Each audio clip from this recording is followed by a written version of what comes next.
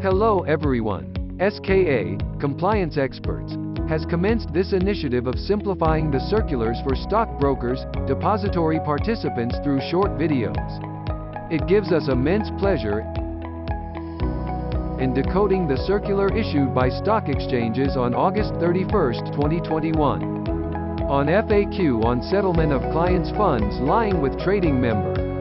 In order to safeguard client assets and protect the interest of the investors, the settlement mechanism was introduced by SEBI, exchanges, depositories in 2009. Let us have a look at changes in active client settlement with regards to the new circular. Now, the broker will have to settle only client funds and not securities, as securities are not available with brokers. For the retention part, earlier members were allowed to retain the securities pay-in obligation. Now, since securities are not kept with brokers, the securities pay-in obligation has been removed from the retention rule. For 225% margin benefit, it has been now clarified to consider only EOD margin obligation and not peak margin. It is also clarified to consider it without MTM. For margin pledge repledge securities, members have to first adjust the margin obligation against the securities pledged by the clients. The balance margin obligation, if any, can be then adjusted against the funds of the clients further. It is also explicitly mentioned not to unpledge the excess margin pledge securities. Regulators have removed the clause of holding 10,000 rupees per in case of the active clients. Hence now members cannot hold the client monies other than that mentioned in the circular. Running account authorization consent through registered email address has been considered valid unlike before. All these are the major changes done in active client settlement. Now, let's understand new provision for settlement of clients not trading in last 30 calendar days.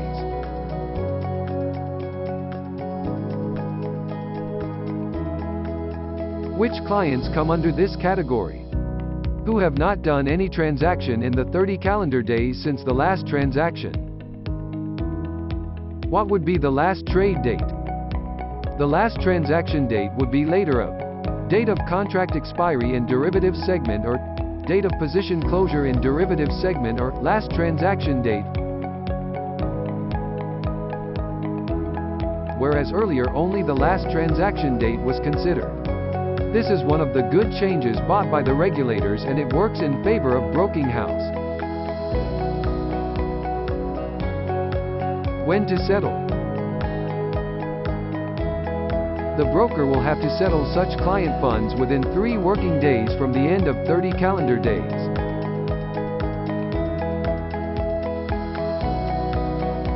What if the client trades within these 3 working days?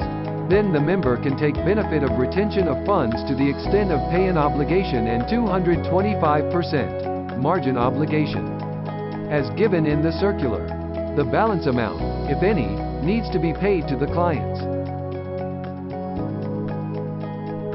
In case the above client transfers fresh fund to the broker after 30 days from the date of settlement, the next settlement cycle shall start from the date of receipt of fresh funds and not from the date of last settlement. Please note that the circular has mentioned about fresh funds being received after 30 calendar days.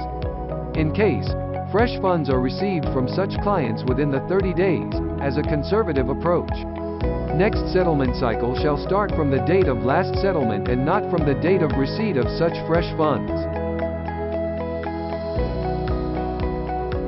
In case of client who is registered for the first time, and have credit balance as well as not traded for the last 30 days, client shall be settled within 3 days from the end of 30 days, which was exempted earlier for the month or quarter of registration as consented by the client.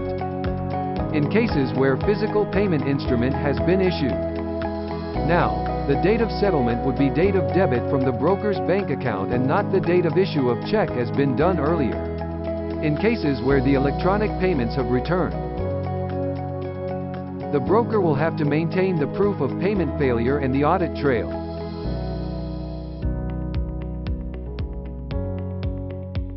All these are the major changes done for client not traded in last 30 calendar days.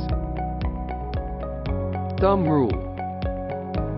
The broker should always consider the date of settlement earlier of last trade date plus 30 90th days, as per client consent, or later of last transaction date, contract expiry position closure plus 30 days.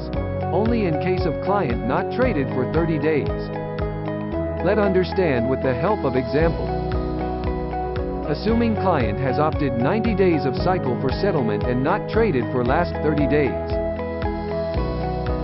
In scenario 1, 2 and 3 next settlement date is 30 days plus of closure date, contract expiry date and last trade date respectively, as these dates are falling before the date of actual settlement cycle of 90 days, whereas, in fourth scenario, date of actual settlement as per cycle falls before the end of 30 days of last trade, position closure date, contract expiry date.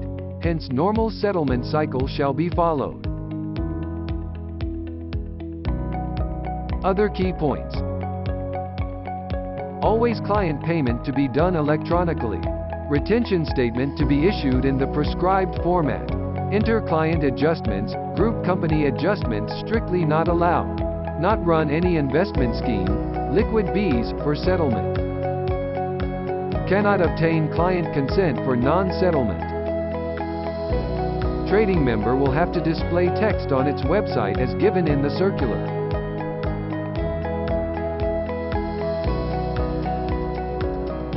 Here is the closing quote for the video. We hope this video will assist you in achieving 100 compliance. Please feel free to get in touch with us for any further assistance and guidance. Thank you. This is the disclaimer.